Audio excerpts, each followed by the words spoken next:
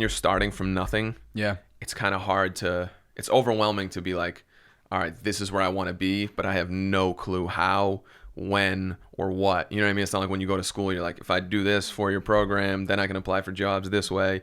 You're just like, I want to do music. Yeah. People are like, all right, how are you going to do that? And you're like, well, I'm going to work really hard. Yeah. But there's no blueprint, you know what I mean? So it's like that, like, just guided faith of like, it's going to happen, but you just don't know how. Purpose in the Youth. Purpose in the Youth podcast. Welcome back to the Purpose in the Youth podcast.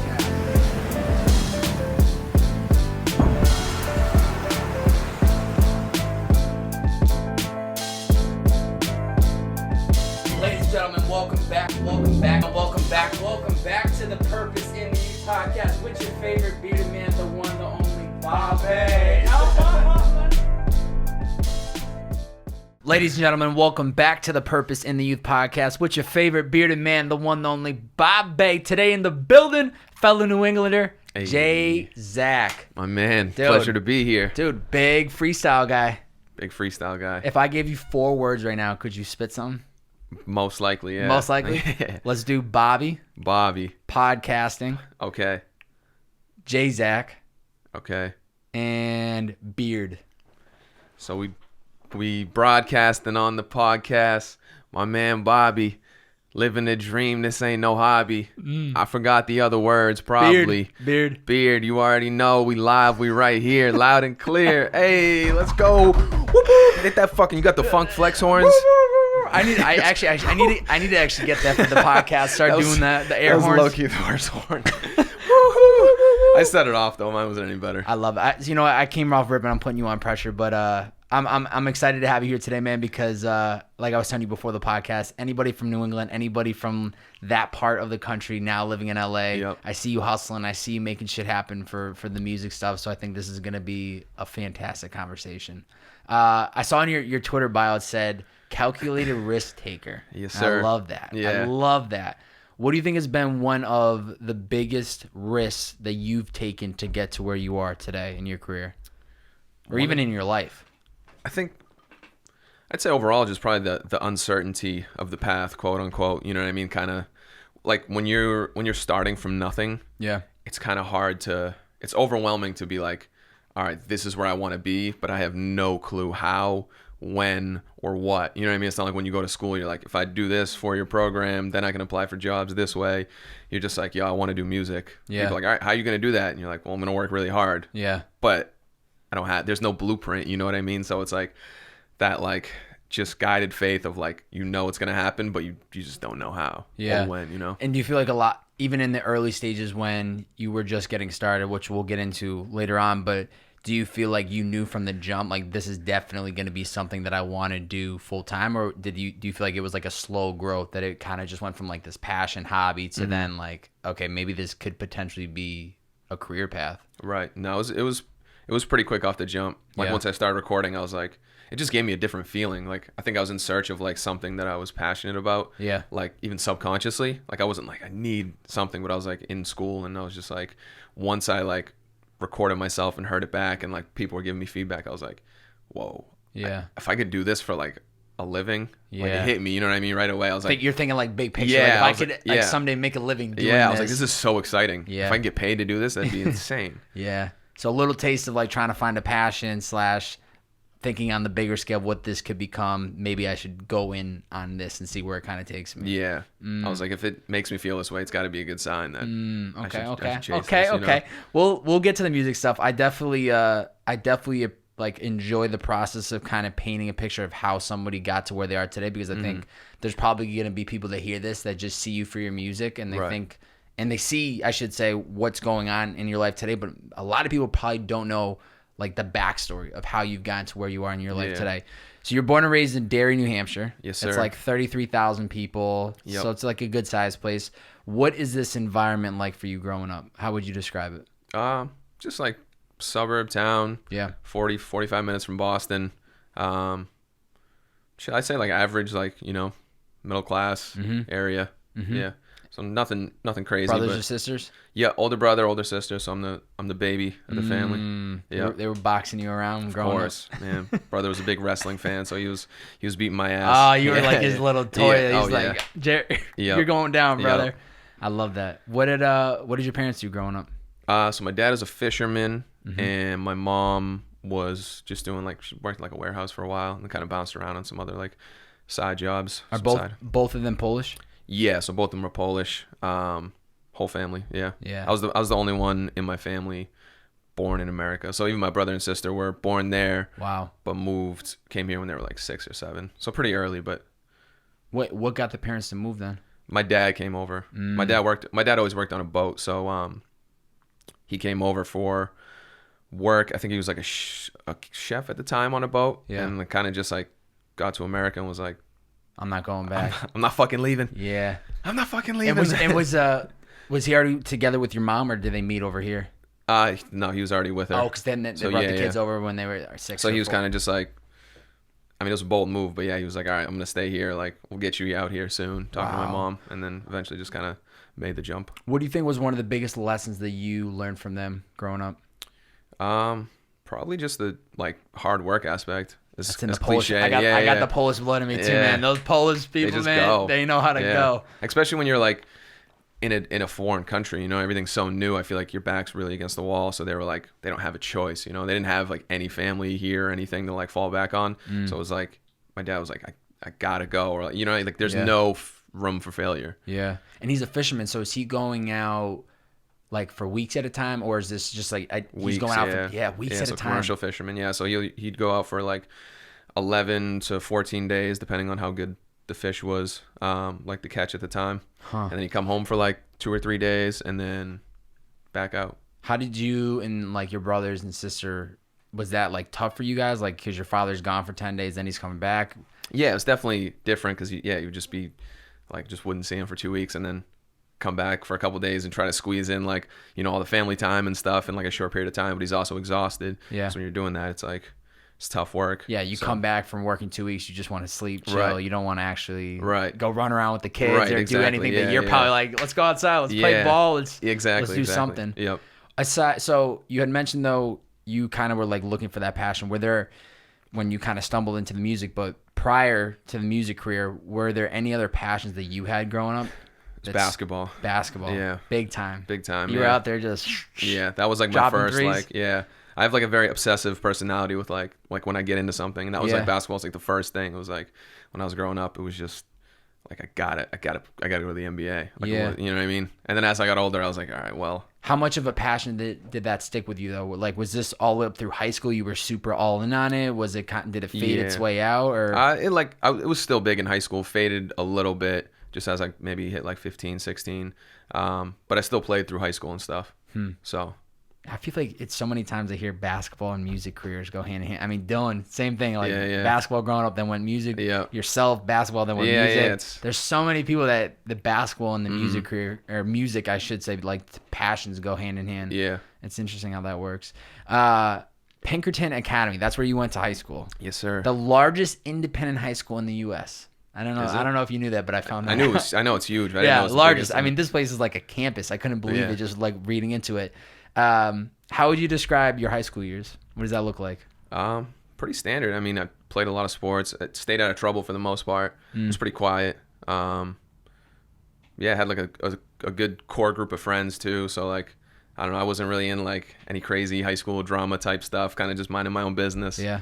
Stayed away from all that crap. You don't. Yeah. I didn't like party or anything in high school. Not at all. No. You stayed away. Good for you. Yeah. I was getting pulled in. That was a young. I was so beardless Bobbbaaaay, but I was getting pulled in a little bit here and there. It mixed in with the sports too, because like at the time I was like, can't be like doing that stuff like basketball. It's distracting. Yeah, exactly. And it's just like so like in my head I was like, man, this is so bad for me. Like, I gotta stick to the script, you know, like sports. Yeah, sometimes you just gotta be like, hey, listen, I'm not trying to get caught up in all that crap. Right. That's when it could kind of bring you down a path that you don't want to be down. Right. I saw that you worked as a merchandiser in Market Basket. Yep. How was that experience? Because I have a personal background of working in that I guess you could call a grocery store. Mm-hmm. I worked that growing up, and it was definitely a lot of lessons that I learned. Yeah, yeah. What was that takeaway for you working at Market Basket? I think just like your typical job stuff, like you just time management and like, I mean, working hard, obviously. Yeah. And just like figuring out what I didn't want to do, which helped a lot. You know, being there was like, wow, this sucks. Was that the first job you ever had or no? Yeah, first job. And That that job was- when I was like 15. 15? Yeah. You had to start, like, was there anything you were looking to buy, or what was Yeah, when I you think started I working? wanted like an iPod at the time or something. I was like, man, I think it was the iPod Mini. The iPod Mini Yeah, life? and I was like, I don't have money to buy this, but if I work on the I weekends, got to find some way to stack up some cheddar and I buy it myself. pull this shit off. Because Yeah. my mom was like, I'm not buying you that. It was like, I think it was like $250. Yeah. I think at the time we don't realize how important that work ethic and those like having to buy our own things. Like we know what we want, but now we have to go out and make money for ourselves to buy that. Like nobody enjoys it. But Right. then you appreciate the dollar more than anybody else that was just handed it. Like if your mom just bought you that iPod or Right. bought you those new pairs of shoes every Yeah. single time, money would just be, it would literally be nothing to you. But Yeah. then you're out there stacking up your money, working your ass off, making $10, $12 an hour at Market Basket, maybe even minimum wage $8, $9. Yeah, it was like $8 or something. You yeah. start to appreciate every single dollar. So Yeah. that way, now at this point in your career, I'm sure you can relate and hustle the way you did back Right, then. right. Yeah, I'm sure it instilled a lot of stuff, like subconsciously even. Yeah. Because at the time, you're not really thinking that. Like, No. you're just a kid and you're like, damn, I just want this Yeah. item or whatever it is. Or like, I had to buy like driver's ed for myself, I remember. And I was Yep. like, I just wanted to drive so bad because that's all that Yep. matters. So I was like, Mom's like, we're not going to pay for that. I was like, fuck it. I'll do whatever I have to do Yeah. to get that I driver's know. ed. You Like, just want to have that independency. You just want to be able to go yeah. places. But I wasn't thinking like long term. Yeah, like building those, just kind of those mental things for you. You know what I mean? Yeah. Like to appreciate the money and like, yeah, the value of it and stuff. You know? What was the inspiration for Plymouth State? Because you end up going there, you major in integrated marketing communications. Had you considered like any other schools? Plymouth, I think, was literally 70 miles north of where you grew up. So you Yeah. weren't too far from home, which Right. is still enough distance to kind of get away, get out of Yeah. your comfort zone. Right. Nobody's going to come knocking on your door. But had you considered maybe going out of state? Had you thought about maybe just like going across the country at all? No, I was like the worst. I applied to like 2 schools. I Yeah. applied to like Keene and Plymouth. And I did it like the last possible second you could even apply to schools. Yeah. Like I just like procrastinated it. Like I was never a bad student, but I just didn't really care. And that's kind of what everyone was doing at the time. Like even the teachers and like stuff were just like, this is what you do. You go to Yeah. college after. And I was just like, all right. Just like threw out the applications last minute. And I don't think Keene ever got back to me, or I didn't get into Keene. And it was just like Plymouth was the last one left. And I was Wow. like, fuck it. I guess I'm doing this. And so you're not at this time. You haven't even messed around with music just yet. So what do you see as your life? Like senior year comes, you're about to graduate high school. Like where do you vision your life going? Do you have any idea of like interests or like any clue as to what you want to do? No, at the time I didn't. Yeah. I think that's why I was like searching for that passion. Not even like I wasn't like purposely going out and like what do I need to do, but it was definitely in there because I was like looking at majors and I was like, I think I did sports management originally. Yeah. I was just like trying to connect the dots. I was like, I like sports, so maybe Yeah. I'll major in sports management. Just like, you know, trying to make it work. Yeah. And then I was doing classes and I was like, I don't want to do this. Yeah. You know? I think at least for me, I only went into college because I felt like it was the next step, right? Yeah. Like I had no clue. So to me, it was like, that was a no-brainer. It's like, Right. I graduated high school. Now that's the next thing. That's But just what they told you to do. yeah, so it's Yeah. literally what I felt like was the script. It was like, I have to go to college. Like I knew there were other kids that didn't. Yeah. And I don't feel like, I didn't look at them as the outcast, but I was like, why aren't you going to college? Right, Like yeah. that's what everyone else is doing. Right. And we should do that. And so to me, it felt like 4 years of maybe I'll have it all figured out. Right. But you know, it's crazy how they almost like treated us to look at the kids who didn't go to college at the time to be like they were doing the wrong thing. Yeah. So I remember them like you talk to like friends' parents or something and they'd be like, oh, like where's he going to school? And you'd be like, he's actually not going there. I know. He's not going to college. I know. It's like, Or even then, they are going to college, so where are you going to college? Yeah. And then it becomes like this big up, like, Yeah. oh, I got into this school, I Right. got into that school, Yeah. and Plymouth it's State, they'd be like, big partier, huh? Big party school. I was like, I guess, yeah. I guess they accepted me. I'm Yeah. trying to get an education. Like, Right. you want to pay for that other Yeah. schools? Like, Leave me pull alone. out that checkbook. So it's during, I think, your sophomore year. This is when you start messing around. I think a homie of yours had a MacBook who had a GarageBand, and you start to discover like this passion for lyricism, creating music. What pulls you into that? You got the research on lock. I like Always, it. Bro. Always. It's just, I was always such a huge hip hop fan. So like, who are you listening to? Growing up, it was like Eminem, Jay-Z, Nas, Kanye, Lupe Fiasco. Then as I got older, Drake, J. Cole, Kendrick, Wale, so many. I go on forever, but when I was early, it started with like Nas, 50 Cent was huge too. 50 Cent, G-Unit, just that like early mid 2000s rap was like crazy. Loved it. Yeah, I know. I was so in on it. I know. Yeah. But like, before you literally start recording with the homie, like, are you ever writing? Are you like kind of thinking about it? A little bit, but I wasn't like, I gotta write raps. Like, it just never really crossed my mind. Once in a while, like freestyle a little bit, but I was always like super nervous too in front of people because I wasn't like the most outgoing person. So if we'd freestyle, it'd be like take like so much out of me just to even like speak up and to the plate and do it. But I remember my friend was like, yo, I got a MacBook and it's got GarageBand on it, which I had no clue what that was at the time. But he was like, yeah, you could just like record over beats, like you can record raps. And I was just so mind blown at the time. I was like, wait, like we don't need a studio or anything. He was like, no, just do it right here. So I remember like literally him hitting record and me like rapping into the MacBook, like with like the headphones on, like holding it, like just like listening back, like this is crazy. Wow. Like we got like me and like 3-4 of my friends, we got just like started making all these tracks really just for us, like for pure entertainment, we weren't like trying to show anyone even. I like, didn't want to put my shit out for the longest time. My friends were like, we're gonna put this out. They put out music for me, like without telling me. They were actually like putting it out for you. They put it on YouTube and they just like started sharing the Facebook link. And I remember like hopping onto Facebook and I just saw it and I was like, what the fuck? Like, I'm not ready yet. And they were like, bro, this is too good. So you just didn't want to put out there because you didn't feel you were confident enough yet? Yeah, I just wasn't confident, was still like finding my voice, you know what I mean? Yeah. I was super self-conscious about just, I think when you're first, at least for me, when I was first recording, it was just, I hated the sound of my own voice. Yeah. So like hearing it back, I was like, I like the bars and stuff. And I was like, my voice is so whack. Yeah. But it just took me a minute to realize that like no one really, like it just, I don't think anybody really loves their own voice. Right. I think they just come to acceptance of like, that's this what is it the is. card I'm dealt. Yeah. I still have something to say and I need to say it. And I'm not going to hold back from not speaking it because I don't like my own voice. Exactly. Well, yeah, once I got over that kind of fear and just started putting myself out there more, I just worked on a mixtape. I bought like a $50 USB microphone, figured out how to use GarageBand just in between classes and stuff. I would just be like cutting demos and really just, learning the craft. Yeah. Put out a mixtape on this really, the shitty mic, just like bare minimum setup. Yeah. And then that following year I had, what is it called? When you take out the loans and you can get like extra money back, like a student loan, the refund. Yeah, like refund. Yeah, shit. So I would do that too. Take out a little extra, more, then you have some extra cash. Yeah, that was for, like, the first food. year I figured that out. So I was like, this is fucked up. Like I could take out like $2,000 extra.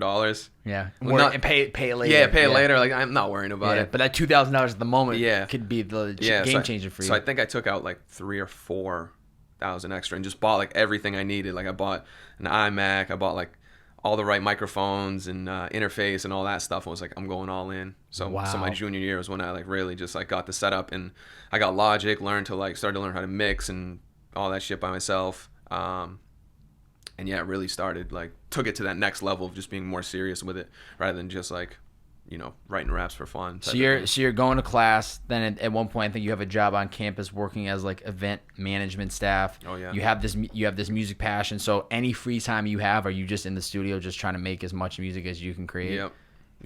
And is there like a group of people at the school at the time that are part of this? Because I know you said the homies were like uploading your stuff. Did you have like a circle of people you were working with? Yeah, just like my roommates and stuff. I was the only one really doing music. I mean, they would just do it for fun, but they were kind of just pushing me to, take that next step and really like they'd help out with like any sort of marketing or throwing shows or, promo type stuff. So they were like in my corner, but as for like music itself, it was really just me doing it.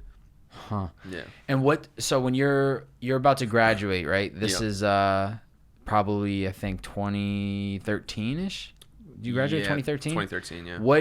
What's going through your head now? Because you're about to graduate college. You've clearly been working on this music stuff. Are there any kind of big or small wins that have happened before you graduated that kind of started seeing like a little bit of traction. Yeah. I got like shared by one of my videos. Got shared by Hobson at the time. Wow. When he was like just randomly, he just like shared it out. They did a contest. They do like a rap contest, and you just submit your music and your video to it, to like one of their beats. And he just like really liked my submission, like posted it on his Facebook, which had like 1 million likes at the time. Wow. And I'd never seen anything like that. So like just watching my numbers go up and like people around the world starting to like actually look at my music for the first time. Yeah. I got that high. I was like, oh shit, this like is sick. Like we made a mark finally, like something happened. And that was probably like 5 or 6 months before I graduated. So that gave me that like extra little boost to be like, all right, keep chasing this. Something's happening.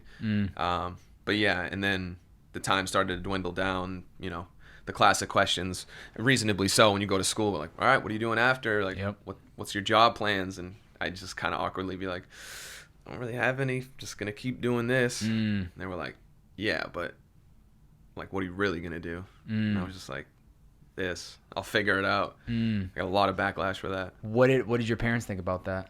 Were they supportive? They were supportive, but they definitely didn't get it. They were just like, what are you doing? Like, why aren't you gonna get a job? I was like, trust me, this is gonna work. It's just gonna take some time, but I got this. Yeah. And so you graduated. I know at one point you were working at like a Frito-Lay warehouse. Did you graduate and that was the job that you kind of used to fund everything, or what did you? Yeah. So how did you start paying your own bills, or like? Yeah. So I was just working at a Frito-Lay warehouse and Market Basket supermarket. So you're hustling. Yeah. So I was hustling. Living at home. Living at home. Helping mom around the house, doing all that type of stuff, just grinding, building the fan base. Yeah, using the part-time work to just fund everything and live and pay bills and that stuff. And then throughout those years, it was probably like a 3-year span or so. That's when kind of things started taking off more. Finally started seeing some money. I was like, all right, I'm getting somewhere. And then obviously as time went by, it was like the slow transition from like, oh, I can basically do music full-time. I don't need to work this part-time job anymore. That's gotta be an amazing feeling when that switch happens, man. Oh, I love that. Was there any? I love how they call you guys the Granite State rappers. State. That, like, I didn't even know. Is that New Hampshire based? Like Granite State? Is that what? Granite? Yeah, we're known as the Granite State. I didn't even know that. I didn't even know that until I was like getting this podcast ready. I was like, I fucking live right next door, and I never even knew that. The hell? Do I live under a rock? Was there any other? I know I'd asked you when you were on campus, were there any other people music-wise, but after college, is there anyone in New Hampshire that you're starting to collaborate with or that is inspiring you as an artist, or do you just feel like you're the only guy in New Hampshire that's trying to build a career? There's definitely other people doing their thing, but I had like a close group of friends, like now music friends, that were also just like recording and putting stuff out. So I kind of just like hung out with them, small crew. We all kind of just fed off each other, like, you know, the creativity wise, it was nice to just, you know, hit the studio and see other people's ideas and, you know, put their effort into it and that type of stuff. So that was super inspiring. Yeah.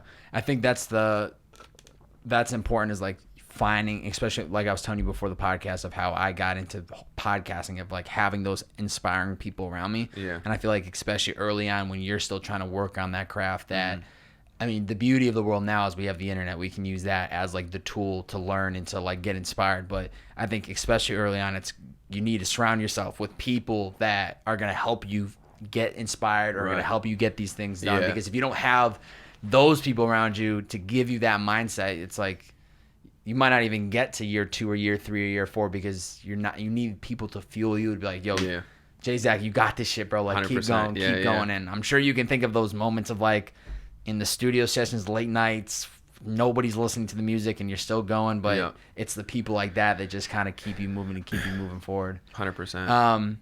What was the first show you ever performed? Do you remember?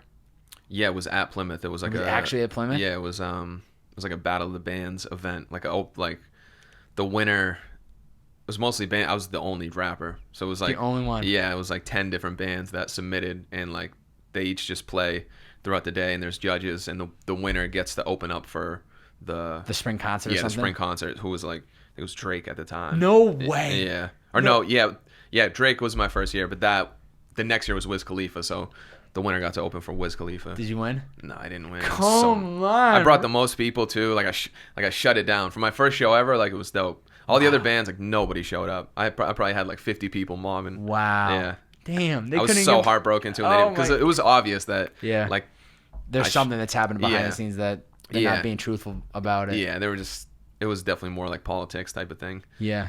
So, but it was whatever. Fine. I came back the next year, lost again, and then I was like, "This is bullshit. Yeah, like, all right, you guys just don't want to wrap it open up." One day when you go back and you're headlining there, you're gonna just be like, "I can't." wait I was for that guy that was just trying to get to the opening spot, and now I'm here to headline in front of you guys. Now they're gonna pay me the bag. Yeah, you're gonna pay off my college loans just from this one check. Talking about full circle. Yep.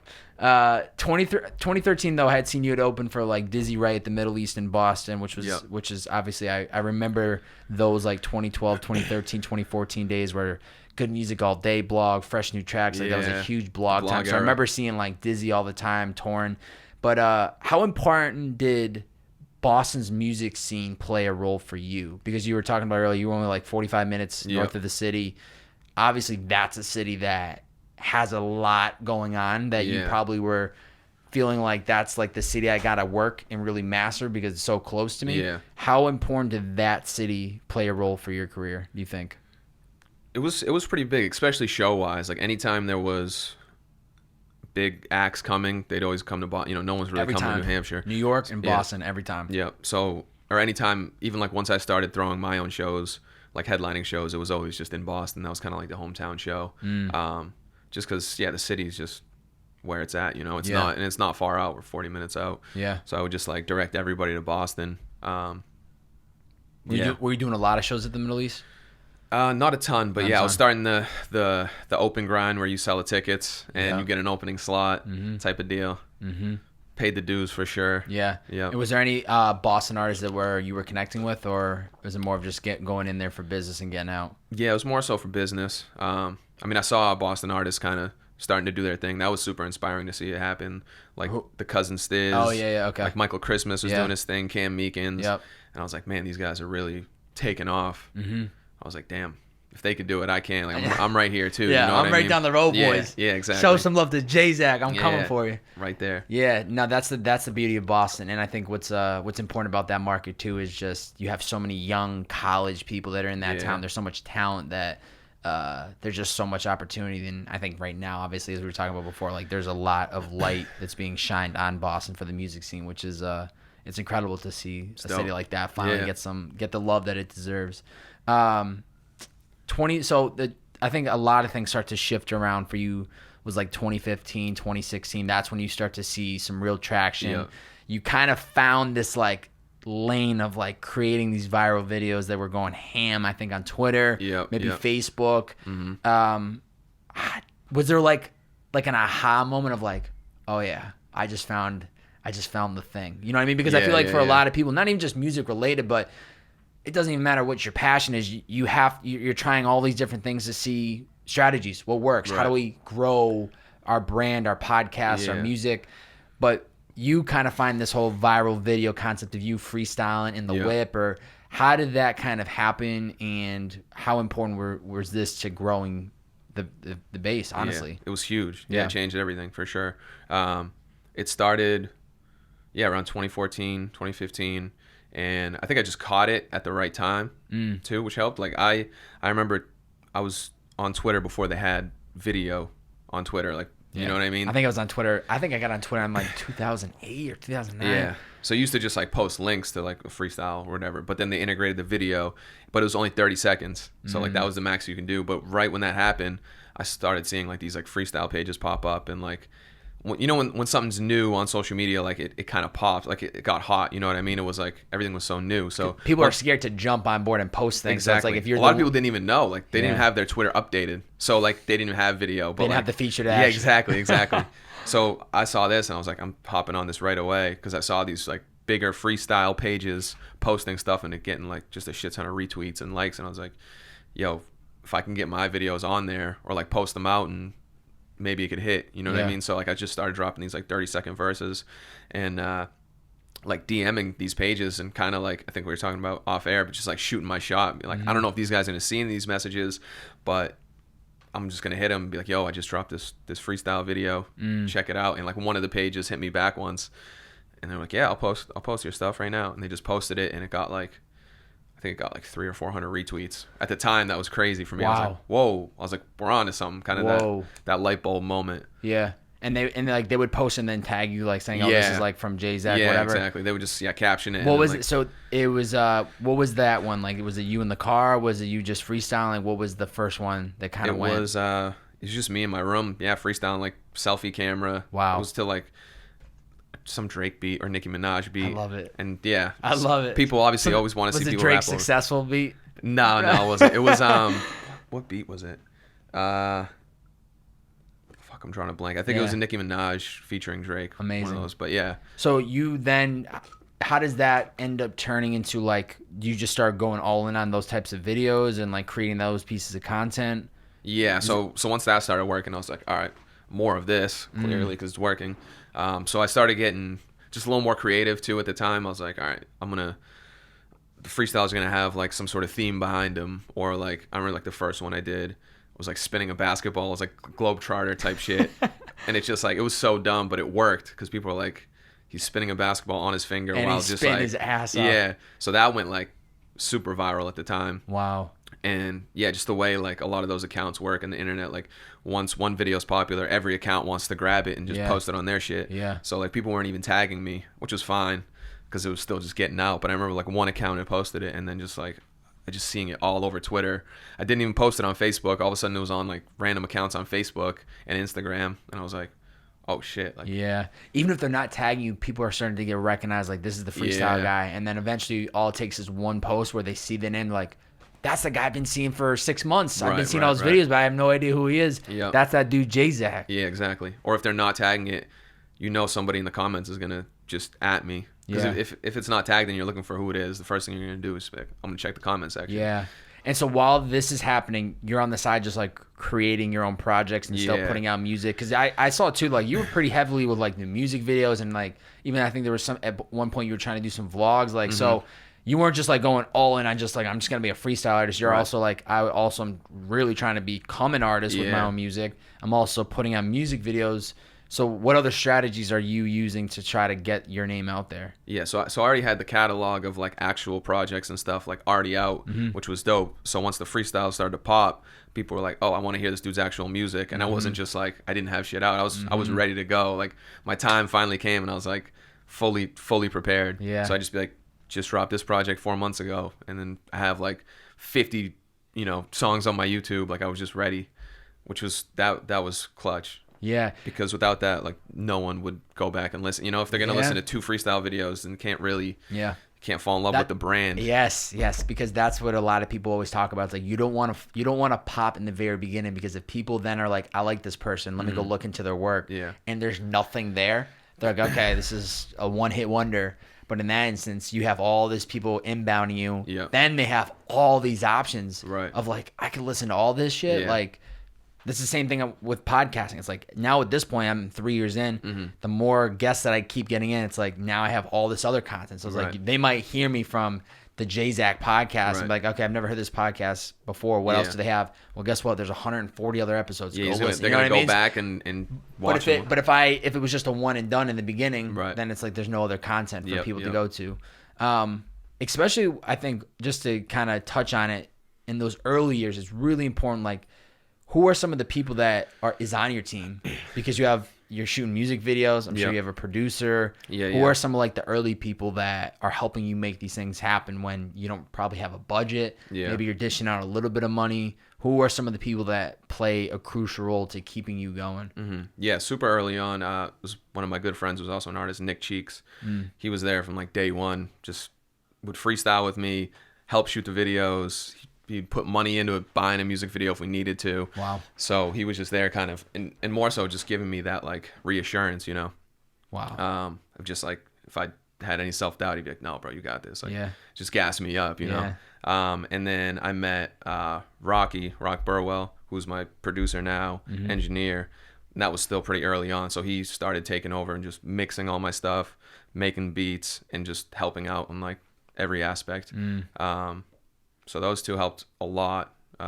And then besides that, just other random friends and artists who would just be by my side if I needed whatever. You know, I could reach out and make a phone call to one of my friends and be like, yo, like, what are you doing right now? They'd be like, I'm just chilling. I'd be like, all right, we're filming a video. I need like these props, like meet me here. And they'd just be like, say less. Wow. Yeah. So they believed in you. Yeah. They believed that you had something that was in you that was like a bigger, even if he's not necessarily doing it just yet, like there's some potential in it.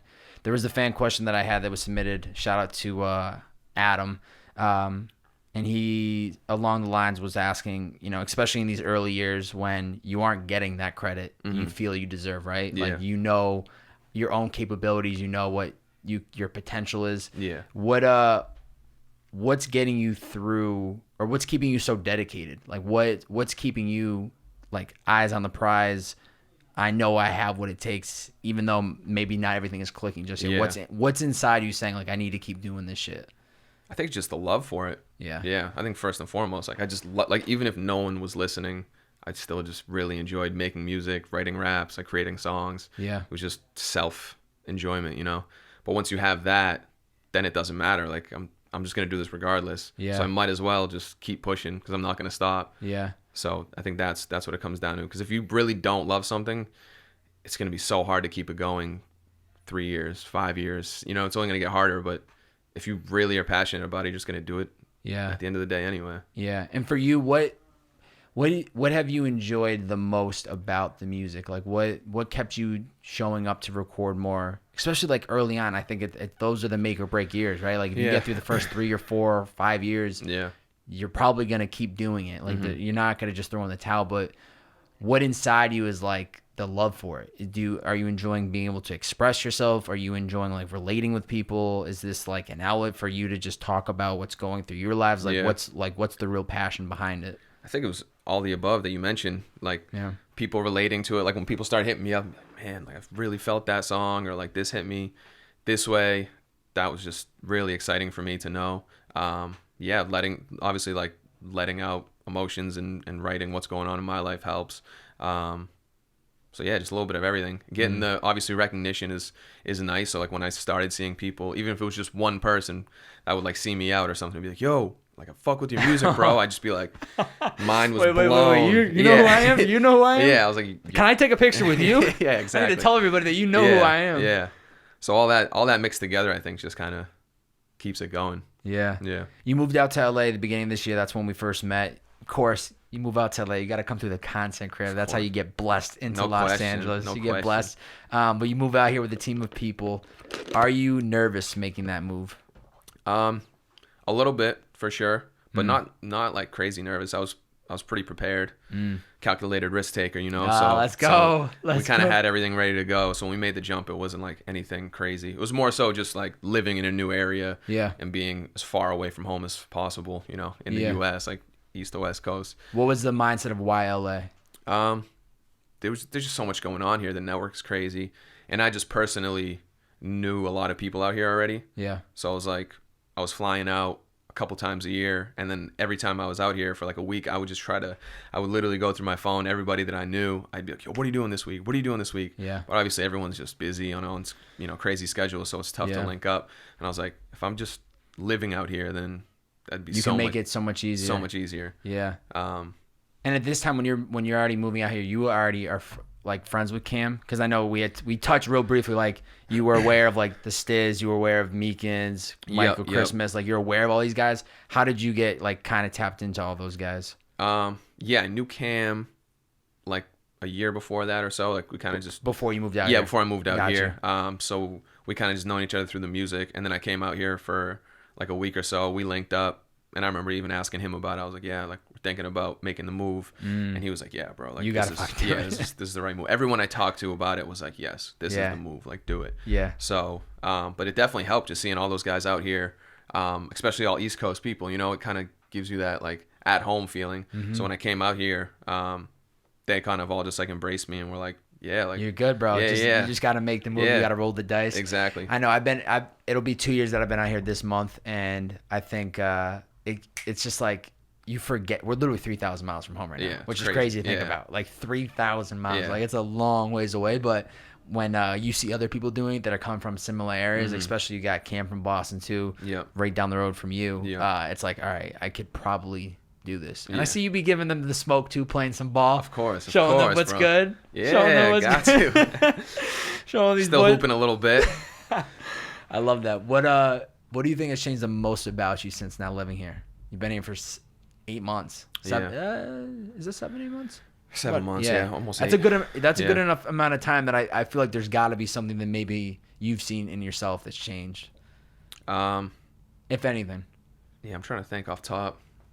I think more so maybe just putting myself out there more because I didn't even have the option to do that back home because there was really not much going on, like musically, you know, or like even on the business end of it, like just networking and stuff. Yeah. And being out here, like there's just so many people and stuff. So I'm like kind of just going, whether it's like events or parties or linking up with people, like kind of just getting out of my comfort zone of like, just fuck it. Why not? Like, you never know what this could lead to, you know, or in LA, like, that's what I run into anyone and build a relationship with anyone. I know. And there's so much that can be done on the internet, but sometimes the being in person is you can't beat the it. game changer. Yeah. Like I'll never do a podcast that's not in person. I'll gladly be on somebody else's show via Skype. Right. But your actual... But mine content, Bearded Man content, Purpose in the Youth, has to be in person. Got to. I need to be in person because there's an energy. I can see when something's uncomfortable for somebody. I'm just so much of a people's person that, like I said, you can get a lot done on the internet, but at some point it's like you got to be in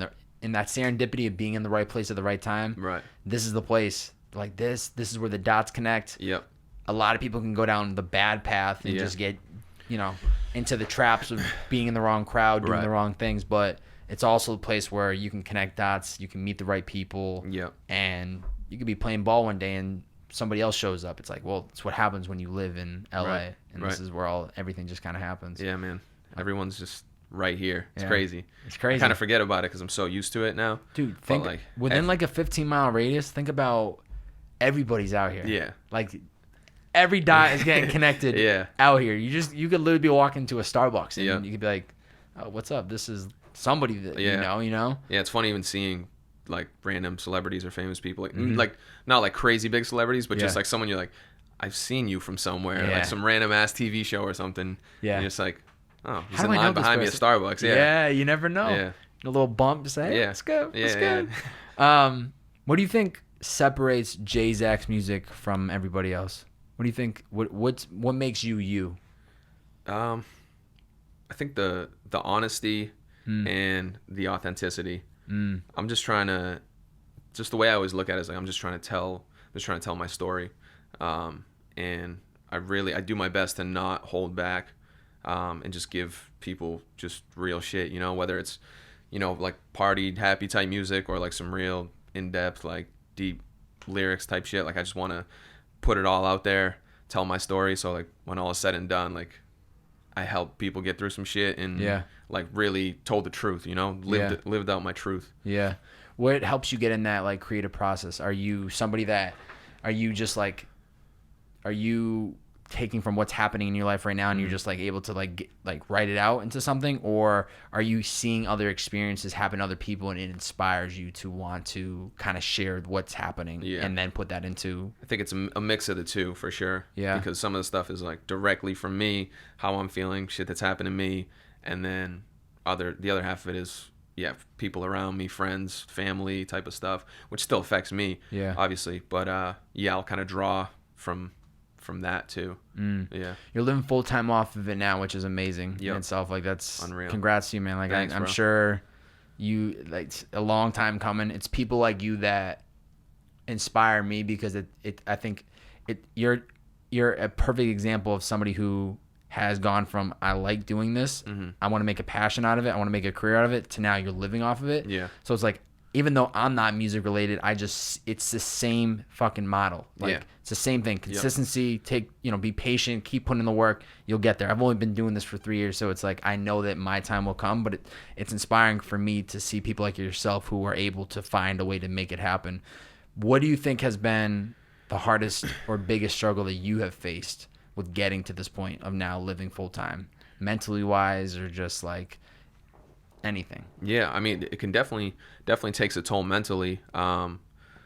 because it's a little different. Like the way you know, trying to make money and stay afloat is a little, it's not as like we were talking about earlier, it's not as planned out. So sometimes that shit could just get overwhelming, or you know, and it all comes back to like creating the music and stuff. So it's like sometimes you get in your head like, fuck, am I putting enough music out? Are people gonna forget about me? Or, you know, just like the stupid questions you kind of that run through your head that you gotta like shut off, but it just like naturally think sometimes, you know. Yeah, basically that. Just you're good at removing the noise. Yeah, I mean, but obviously, you know, we all get in our own heads at times, and those thoughts pop up. So yeah, you definitely have those days where you're like, fuck, man, like that comparison trap can kill you. Yeah, you start seeing other people getting some real big wins. You start getting real big successes, and then you start thinking like, why am I not getting that? Right. Why haven't I gotten that yet? Yeah, it's easy to be like, man, I'm better than this guy, or like that type of mentality. That shit will drive you crazy. Yeah.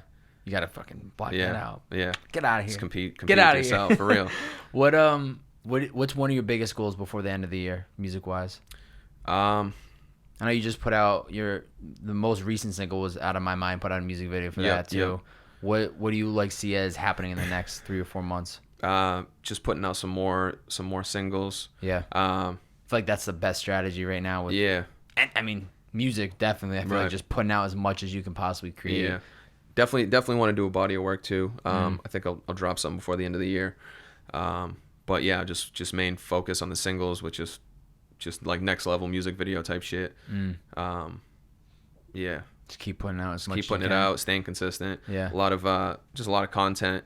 Bringing back the Freestyle Friday. Yeah, that was that was a big. Was it a branded series like that before Freestyle Fridays? So I was doing it on like Snapchat, Instagram forever, just like selfie camera mode, throwing on beats in front of the computer. Savage. Kind of got over it. Like I just did it for so long, and I loved it, but it was like just getting a little stale for me creatively. And then so I stopped doing it for a little, and we were just like, what if we just bring it back, but rather than like just rapping over different beats, make it more like just kind of upgrade it, rap over my own beat or like an original beat, drop like a minute video with it, high quality video, and just do one every Friday. Treat it more like an official series, you know, do different episodes. We could have some guests on there, that type of shit. So just dropped the first episode yesterday. So kind of get that going every week on top of releasing new singles, some videos, all that stuff. So just keep putting out as much as you can possibly create. Yeah, I think that's the tough thing, but the fun thing about the music biz today, I guess you could say, is like you got to find those different ways to stand out from the crowd, and whether it's like incorporating the visuals or you know, doing like a freestyle every Friday, like it's something a little bit different, but it's always you have more, as my boy Gary Vee would say, you have more at bats. Yeah, because you're always putting out more content, and you're not just like putting all your chips on one project. It's like we're gonna put this single, this single. And then we'll put out one more, and then we'll put that as a project. So it's like you have all those at-bats to try to get somebody to listen instead of just like putting all your chips in on one basket, and then it doesn't actually connect. Right. You never know what's going to take off. I mean, I've put things out that I thought were like pretty good. I'm like, this would be cool, like something to hold the fans over, and then it's just like ends up being one of my biggest songs. Or you get excited about a song you're hyped about, and it just doesn't do as well as you thought. Like you never know. So when you're putting out more shit, it's just more at bats, man. Do you find yourself, do you overthink the process a lot less than maybe a couple years ago? You kind of just like, I rock with it, send it. I rock with it, send it. For sure. Yeah, I was definitely getting caught up in my head of, especially when just like the content I was making, like some videos went viral and stuff, and like that was always in the back of my head. I'm like, damn, like could reach a lot of new fans if I make something quote unquote viral. Like, what can I do? Type of thing. But I don't think that's a good way to think about it. So kind of just steered away from that and just like focusing on more. Just what were you finding was like the viral formula? What was it that made those types of videos go viral, do you think? I think it was just a lot of concept songs, like theme songs. Like for instance, I did one that was pretty crazy viral, 10 Laws. I just did like 10 Laws of Life. It's super relatable. And the concept of just like 10 laws to live by type of thing just roped a lot of people in. Even like stuff like that, it doesn't necessarily have to be the biggest hip hop rap fan. You know, if someone doesn't typically listen to that music, still hears that and can relate to it a lot. helps with the viral shit. Yeah. If you could give yourself one piece of advice, think back to like the JZAC that was in the dorm room. Yeah. That sophomore year. Yeah. Fucking holding up the MacBook to his face. Yep. Spitting rhymes with his headphones on. Unknown to where this world was going to take him. Unknown that by 2019 he's going to be living in LA, living off his passion. What's the one advice you'd give him? Just don't be afraid to put yourself out there. Yeah. Like, don't be scared to post shit. I had so many songs back in the day that I just sat on and never put out because I was like, these aren't good enough, or like, I didn't 100% like them. You know what I mean? Like, there was something tiny wrong with it that like was just like, nah, it's not good enough. Yeah. So yeah, if I could tell myself just like, should just put more shit out and just put myself out there more. I think the confidence comes with just repetition of doing something over and over. Then you'll stop overthinking. You'll stop like questioning, like, is this shit gonna work? Is it not gonna work? Right. And then you just like, all right, I'm gonna just put it out there. Put it out and see what happens. Yeah. I love that nowadays. Like, I just hit the publish button. I'm just like, I don't fucking care. Don't even think twice. If it gets 40 videos, 100 like views, I don't care. I'm just, as long as I stand by what I'm creating today, great. That's all that matters. I know that in 6 months I'm not gonna enjoy it. I'm sure you look back on songs, so you might be like, what the hell was I talking about? But then it's like, in the moment, it felt like the right song. Right. Send it. Yeah. Put it out there to the world. See how people react to it. Yeah, I think it's important not to get caught up on the views and all that stuff, because that could drive an artist crazy too, or any creator, like putting stuff out there. If you put something out and you're like, man, this didn't do well. Yeah. Like, should I take this down, or like, what did I do wrong, type of shit. But like, you can't think like that. If you wanted to post it, you felt the way about it, like, just hit post. And fucking keep it moving. Like, no one's gonna care. Yeah. If you're creating based on like a formula of like trying to get the numbers, are you actually creating something you genuinely want to create? You know what I mean? Are you just I think there's strategies. Don't get me wrong. Like, you got to incorporate strategies, and you have to assess what works, what doesn't. But if you're literally crafting something because you're like, oh, this is the best thing that's going to happen, or this is the best possible type of video that or content that is going to get us to blow up, then I feel like that's just short term. And even like, you always get people that, I can't think of like a perfect example right now, but say, for instance, what was that recent guy that was at the donut shop? The video went viral. He was like, oh, he's upset about the whatever his name was. Yeah, I don't know. Yeah. I saw the video, but it's like, that's a prime example of like, I would never want to be known as that guy, or like, I don't want to be known as the. People always like hit me up and like, yo, you got to make more YouTube, you got to make more content on like the Uber life. Yeah. It's like, I don't want to be known as the Uber life. Right. Like, I don't care that would do really well. Right. I'll talk about it through my content, but do I want to be known as the Uber driver content guy? No, that's not my goal. So I think a lot of times it's like, you gotta think about the big picture. Do I want to be known for this? Right. Because if that's the video, song, T-shirt, whatever it is that blows up, are you going to be happy you stand by that? Right, exactly. Looking at the past 6 months, I can tell you right now, any video that I put out, I stand by every single piece. Yeah. If that's the one, fucking send it. Right. Same thing with music. It's like, as long as you stand by every single song that you've created, written, as long as you stand by it and it blows up, then you're like, this is my shit. That's easy. This is my shit. For sure. I had another fan question from Sierra. She wanted to know, and I don't think this is just music related, but just in general, what inspires you? I would say just everyday life type of shit. All the day-to-day experiences, all the shit we go through. That's the biggest inspiration, man. I mean, I feel like it's a cliche answer, just to be like, life, man. Yeah.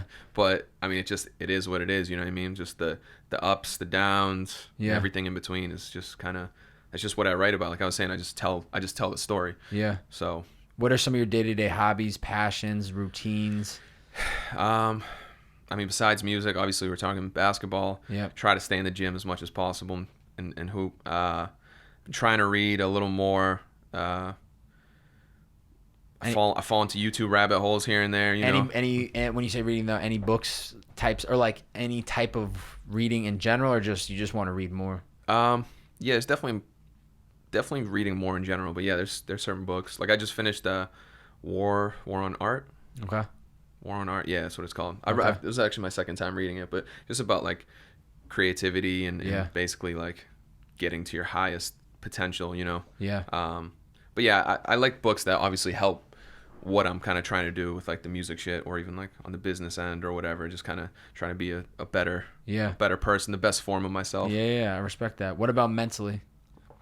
What do I do mentally? Yeah, is there anything that like keeps you locked in? Do you ever, I mean, is there anything that, I don't know how to, like, whether it's meditating, whether it's like positive affirmations, whether it's, you know, watching certain YouTube videos that like inspire you, is there anything that like helps you mentally stay on point? Yeah, I like different YouTube videos. Just like, I'm a big interview guy. Like, I love watching like other artists' interviews type of stuff. That kind of helps me just like relate and like decompress and just like be a fan. Other than, I try to meditate. I don't do the best job at it, but if I in a perfect world, I would wake up every day and meditate. Do it, bro. I gotta step my game up. Man. I'm slacking because when I do it, it's incredible. Yeah. But it's just easy. Like once you slip out of it, it's easy to fall out of that habit and just like not do it for a long time. But every time I do it, I'm like, fuck, gotta get back into this. It helps. And it's like a reset. That has been a game changer. And 3 years ago, if you told me to meditate, I'd be like, yo, you're cooked. Like, what do you mean you want me to meditate? Like, that's some guru type shit. Like, I don't need to do that. But I'm telling you right now, man, the biggest game changer in my life. You do it like in every the morning? Day, or does it vary? It's every day, usually in the sauna when I'm about to leave the gym. Okay. But then it's like, it sounds crazy, but it's like my hack that I use throughout the day. So like before you came here today, I'll literally just sit here and just like close my eyes and just breathe for like 5 minutes because I want my mind to be clear. Right. I don't want to be thinking about what I did yesterday or what I have to do later today. I just want to think about the moment. Right. So even like times when I feel like stressed, anxious, I find myself getting overwhelmed thinking about all these goals that I have for myself. Yeah. Whatever it can be, if I feel that coming, I will literally spend 2 to 3 minutes of just like shut down, put down the phone. If I'm driving Uber, pull over to the side of the road and just quiet everything out and just be super present. And it's been a game changer. It's been like a life hack that, keep milking it. Yeah. You know, maybe you're somebody that's just like, you just wake up and you know your shit and you're good. Right. And that's great. But if you're ever like, you feel like you're like looking for something that can help you positively, dude, so many interviews of people that I pay attention to, all of them have that common theme of like they meditate. And it took me a long time to really learn it and like get into the rhythm of it. But it's like a gym. When you go to the gym, you got to stay consistent with it. And there's so much that just like gets put into your life from it. Right. But it sounds so crazy that like even I'm like hearing myself talk about it right now and I'm just like, I can't believe I'm fucking saying this right now because it wasn't long ago I thought this was like the most guru type shit and it wasn't like I wasn't doing it, you know, but I'm just like, nah, I do it, you know, it helps me. But I think it's important for creatives too, specifically because we're just like always on the clock. So like, your mind's always thinking about all these the next things. Idea or the next video or whatever. And it's like gives you that time. It's not like when you're working a 9-to-5 job. Like once you leave the door, you're just like shutting down. You're not worried about shit. Nah. Your mind is constantly thinking about I gotta work on this next video. Right. Tell me that this is the worst feeling in the world. Not the worst, but it's like great feeling. I have, and I'm sure you can relate. Like when you publish, say, a new video on YouTube, right? When you drop a Freestyle Friday. Like there's all this like work getting done to get to this point. You got to go out, shoot it, edit, revision it, everything, right? And then the day comes, you drop it, you post it out on your socials. You're like, okay, all right, on to the next one. So what are we doing now? It's like, yo, I just spent a week, 2 weeks putting this together, and I'm already like on to the next, next. And I think that's the biggest thing, biggest good struggle for creatives is like you can't wait till the moment something drops, it drops, and then you're already on to the next chapter, and it's just constantly going and going. I love that feeling of putting my phone down right after I post something. Big, like a new song. I'm just like, I'm excited to just not look at it for like an hour or two and just move on to some next shit. Because I used to get caught up in like every comment, like refreshing for the views and all that, but I'm just like, just put it down for a little bit. It's going to do its thing regardless. Just let it do its thing regardless. Don't get caught up in it. What's one weakness of yours that you'd like to work on? None. I'm perfect. Ooh. No, I don't know. One weakness, just like music, like in general. Just in general. Yeah. If the weakness is too hard to say, do what's one of your one greatness or one of your greatest strengths. So either one weakness you'd like to work on, or what do you think is one of your greatest strengths? I'd say a weakness, something to work on. I guess maybe just like now that I'm in LA and collaborating more, just kind of being more, probably like opening up more in like studio sessions type stuff, because I've been so used to doing shit by myself that like it's not always the easiest for me to just like when I'm in a room with a bunch of people pitch my ideas out. And some people just got it, like they, like beat starts playing or whatever, they can just start like humming melodies and going off rapping. I'm more quiet, like chill, kind of just like, because you're used to doing this all by yourself. Yeah, I'm kind of processing the ideas in my head, but I'm just like, damn, are people gonna, what are they gonna think, type of thing. Yeah, like trying to get out of the shell more and just like create and not worry about just whatever, just have more fun with it, Yeah, it's different when you're coming from creating all of your life with not anybody to really have to worry about their opinions of just like, this is the idea, I'm gonna run with it, I'm gonna put it out there, and then it's executed. Where now it's like you're part of a whole creative process with other people, strangers, and now you're supposed to just open up on your ideas and be solely confident that like, this is what I think we should do, and stand by it. Right. But, and I've already gotten better at it, which is good. I mean, just doing it more is obviously the key to it. But it's fun, because once you do it, it's one of those things like once you do it and put yourself out there, you're like, shit, I like that. Yeah, that's how it's supposed to be. Yeah. But it's just getting past that point. Self-doubt, man. You gotta kill the self-doubt. What's your definition of success? Just genuinely being happy with what you do. I think success is different for everyone. But if you're just happy with it, then that's really all that matters. I don't really care about like, I mean, money and stuff. Obviously it's important, but like if that's your only focus, that shit's probably gonna fuck you up. Yeah.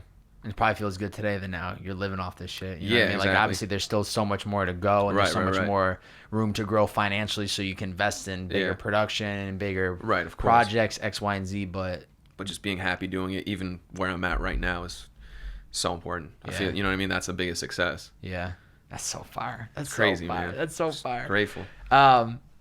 I see your boys with a fellow bearded brother of mine, Odell Beckham. Yes. How, for people that don't know who that is, he's a wide receiver for the Cleveland Browns. How did this relationship come about? He's got a great beard. I'll give it to him. Yeah. How did that relationship come about? I'm curious. Just through Instagram originally.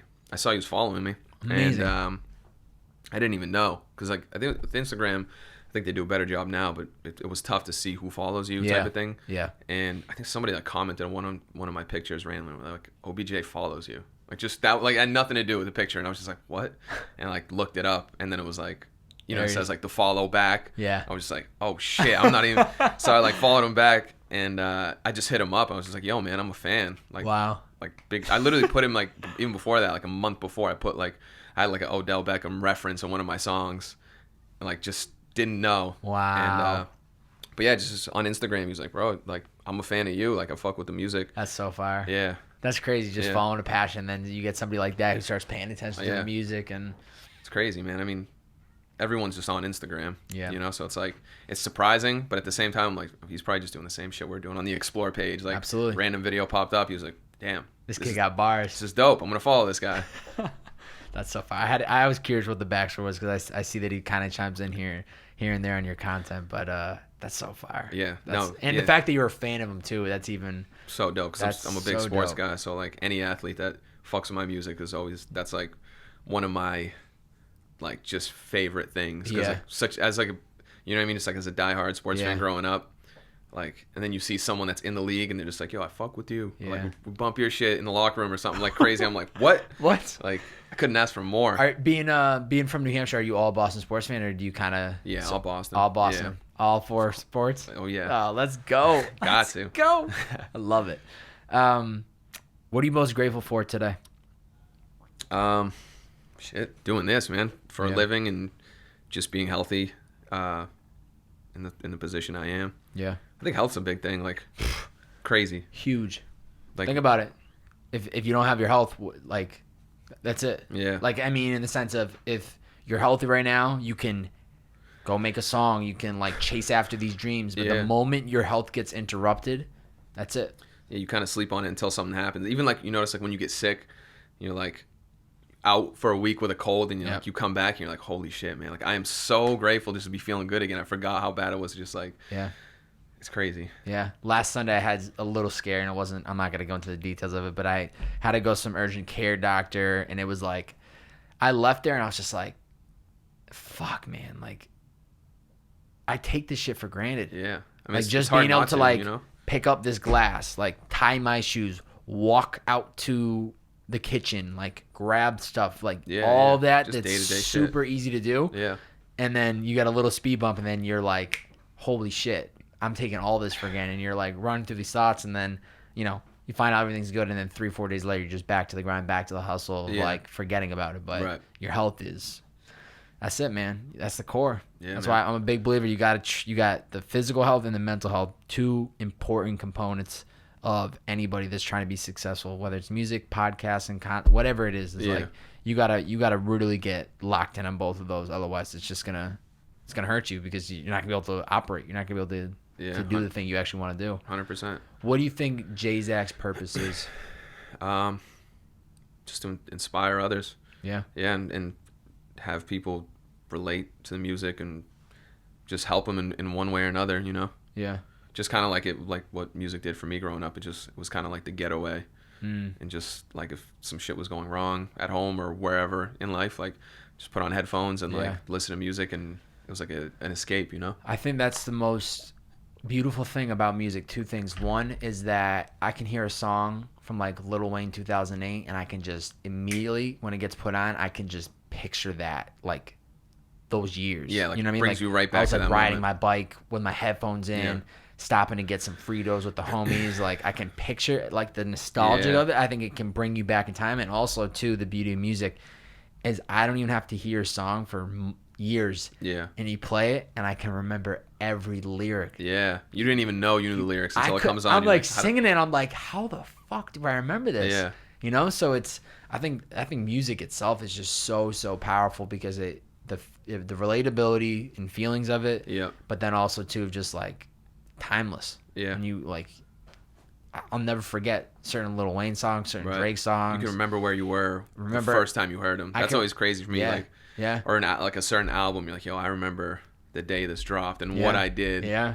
Or just like what was going through like your life at that time, whether you're in high school or that girl broke up with you. Or in JZAC's case, he dumped that girl to go on to the next one. You know what I mean? Like it's crazy. You can really the music just, there's something powerful about it. But that's amazing. It's to have like you know, I mean, you've worked for it, don't get me wrong. Yeah. But like to get to a point where you can creatively share your voice with the world. And it's crazy the flip, because before it was like just helping me, but now I'm getting the messages of like, bro, like this shit hit me on a different level. Like I relate to this so much. Like I was like, damn. Yeah. That's crazy. And that's what excites me about podcasting with people like yourself, recording artists a lot, and a lot of like the video content creators, because people get so much of just like, your content is music. It's you spitting, rapping, music videos, like the whole shebang. Same thing with video people. They're putting out music videos, they're the directors, they're the behind the scenes. But I love podcasting with people like yourself, because it's giving them finally a chance to just, they're literally people like us. You know what I mean? Like strip away everything else. They're a human being. Mm-hmm. This is where they were raised. This is where they grew up. But it kind of almost humanizes you more, because maybe they've never heard an actual audio interview of you just talking and just like free flowing and just opening up about things, getting you to where you are today. Yeah. But that's the beauty of, I think, of podcasting. Before I get into the closing questions, this is when I reverse the role. I clean the slate. Okay. I allow the guests to ask me any one question. Could be about something we talked about today, something you want to know about me. Yep. 2 rules. 1, it can't be about the podcast. Okay. 2, it can't be a question I already asked you today. Okay. But you can ask me any one question. All right. So I'm gonna throw it back with the Uber. Okay. I always see you whipping in the streets. I'm always whipping, baby. Top 2% in the world. Hit me up. Whew. Top 2. Crazy. Over 18,000 rides. Actually? 18,000. 4 years driving. Damn. Yeah. Started my junior year of college. All right. So what's the worst Uber experience you ever had? Easy. Is it like one sticks out, or is it because I had this is pretty good though if you think about it number wise. Out of 18,000 plus rides, I've only had one person yak in my car. That's actually pretty good statistic, right? I don't drive. My rule of thumb, I won't drive past midnight for that reason. Because you know. Because people are drinking. People are out boozing. Even like around 11, I'll be like, all right, I'm out. I'm not doing this no more. But that was the worst story. I was in Boston, and it was on a Tuesday night. Yeah. I pick up this college couple from that venue near Seaport, the outdoor venue. I forget the name of it. I was just talking about this the other day. Is it the Pavilion? I don't know. Is it the Pavilion? I forget what the name of it is. But whatever. Pick them up, and the girl is in my backseat, and she yaks. But I actually made money on that because of it. Because Uber bills the riders $150 if they yak. Yep. But this girl just so happened to yak onto a rubber mat that I had in the back of my car. So I pulled over and made her boyfriend pull out the mat, like banging out on the side of the sidewalk. I felt so bad. He had a bottle of water. He dumped the bottle of water on the fucking mat and then put it back in my car. So I was just like, yo, I felt bad, but I was like, I'm not taking her. I can't take her. And so they figured it out. But I ended up making money on the ride because they got charged $150 on top of. I feel like I've heard stories of any time I've had friends or anything like, dude, like someone got sick. They're like, I felt so bad, so I just gave the Uber guy money. Yeah. But not even factoring in like the charge it gives you. So like I just gave him like $60. I felt so bad. Yeah, but then they get hit with that. Then they get hit later and like, damn, I shouldn't even give him that $60. Yeah. I will say that the other kind of crazy story, one other small little story, crazy. I was out driving. It was a bad story in the beginning. I'm out driving Uber. Yeah. It's a snowstorm in Boston. I always didn't mind driving in the snow, so I'm like, all right, I'll go make money because everyone needs a ride. Yeah. End up getting a flat tire, right, in the middle of a snowstorm. Yeah. I'm pulled into a gas station that is shut down for the night because it was blizzard. Yeah. Dude, I call in to get a tow truck or get my tire fixed. Now for people to listen, I can fix the tire, but the tool was broken. It was stripped, so I couldn't, because I'm so strong that I stripped the damn nut thing and whatever. Call in the tow truck, 2-hour wait because it's fucking blizzard in Boston. Yeah. 20 minutes later, there's a tow truck backing in a car to drop off at the gas station because it was a gas station / mechanic shop. Yeah. And I'm like, dude, this is sent from heaven. Yeah. He's like, hey, what are you doing here? I was like, yo, I got this car. My tire popped, and I can't get the tire. Oh, no problem. Came over, just pulled off right off the tire, right off the rim. So I went from like the worst story to the best. To like, I couldn't have asked for a better. Someone was looking out for you. Somebody was looking out for me. Somebody was looking out for me. But I got stories for days, man. I always tell people that when I flip that chapter, like when you left Fritos or when you left like the full-time job, when I leave this chapter of the Uber life and I'm on my cover of my first magazine, it's gonna say started from the Uber and now he's here. That's what it's gonna say. I love it. So I feel like you could literally write a book. Easy. Like just of the stories. Easy. Not even a question. All the stories. Yeah. Everything in I could literally spend a whole podcast talking about it. It's crazy. It's absolutely crazy. Closing questions. One, where can people find you on social media? Where can they find everything? Plug it up. Social media is just JZAC Music, JZAC Music on Instagram, Twitter, all that, YouTube. And then Spotify, it's just JZAC, JZAC. Easy. Keep it simple. Yeah, I like that. I'll have it all plugged up. If you guys and gals are listening, head to JZAC's Instagram, drop a bunch of Bearded Man emojis. Let's go. And he'll know you came from the Bearded Man podcast. Before I ask the last question, thank you for coming in today. I appreciate it. Thanks for having me, bro. I respect the hustle. I respect the grind. Likewise. As I said before, even in before the podcast and then in the intro, like I love connecting. You always get +2 points when you're coming from New England because I know the environment. Yeah. Everybody feels like it's home out there. Gotta stick together. You gotta stick together. You gotta stick together. Yes, sir. But anybody that can find a way to make a living doing their passion, it's incredible, man. It inspires me. Yeah. And it inspires people that are listening to this. And I hope that somebody that listens to this is already a JZAC fan and now like is even more passionate because they know the story and they know how he got to where he is today. But thank you for taking the time to come in, drop some knowledge, spread the story, and it's been awesome to, you already to know, get bro. this on here, man. Thanks for having me. Pleasure, man. Last question for you. For somebody that's listening, hasn't found that passion, hasn't found that purpose out just yet, what's the best 2 to 3 pieces of advice you'd give them? I would say just keep trying things that you enjoy, see what comes from it. I think getting out and just being active is key. I know so many people who are like, man, I don't know what I want to do, but then like they just don't do shit about it. Like they just stay stuck in their ways. I'm like, just go out, like do shit you think you might like, try it. If you hate it, like at least you could say you gave it a shot. Yeah. Or off of that, something might stem. You know what I mean? I know so many people that like originally were producers or rappers, but then started messing around with a camera and then became videographers. And they were like, oh, I would have never became a videographer if I wasn't trying to, you know what I mean? Like everything just branches off each other. Yeah. So I think that's important. Yeah, just get out there, get out of your comfort zone, try shit, meet people in person. Yeah. Keep Go pushing for it. Yeah, Keep pushing it. Yeah. Yeah. JZAC, thanks for coming in, my man. Oh man, thanks for having me. I appreciate it, brother. Yes, sir. We'll catch you guys next time. See ya.